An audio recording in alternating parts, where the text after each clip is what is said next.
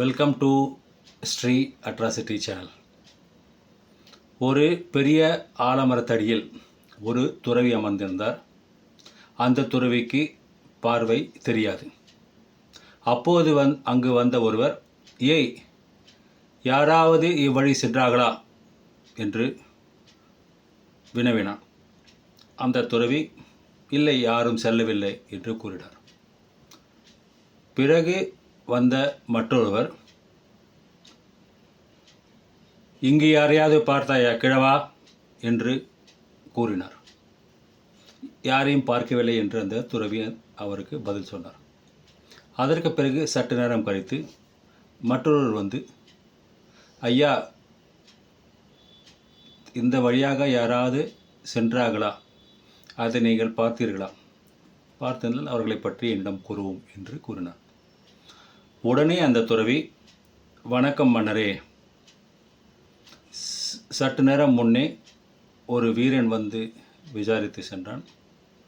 அவருக்கு பின்னால் ஒரு அமைச்சர் வந்து சென்றார். மூன்றாவதாக தாங்கள் வந்தீர்கள் அரசரே என்று கூறினார்.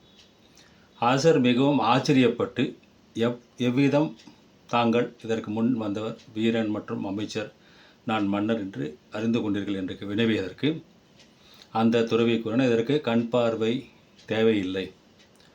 ஒருவர் எவ்விதம் நடந்து கொள்கிறார்கள் என்பதை பொறுத்தே அவர்களை பற்றி நாம் கூற முடியும். முதலில் வந்தவர் மிகவும் ஒரு பேசும் தன்மை இல்லாமல், அந்த பேசும் பக்குவம் இல்லாமல், ஒரு மெச்சூரிட்டி இல்லாமல் பேசும்போதே அவர் வீரன் என்று தெரிந்துவிட்டது. இரண்டாவதாக வந்தவர் மிகவும் அதிகார தோரணையில் வினவிய போதே அவரை பற்றி புரிந்தது. மூன்றாவதாக தாங்கள் வந்து இவ்விதம் பணிவுடன் கேட்கும்போது தாங்கள் யார் என்று என்னால் உணர முடிகிறது என்று கூறினார். இவ்விதமே நாம் இந்த கதையிலிருந்து தெரிந்து கொண்ட விஷயம் என்னவென்றால் நாம் பேசும் பேச்சு தான் நமக்கான அங்கீகாரம். நாம் எவ்வாறு நடந்து கொள்கிறோம், எவ்வாறு பேசுகிறோம், எவ்விதமான வார்த்தைகளை பிரயோகிக்கிறோம் மற்றவர்களிடம் என்பதை பொறுத்தே நம்முடைய மதிப்பு அமைகிறது.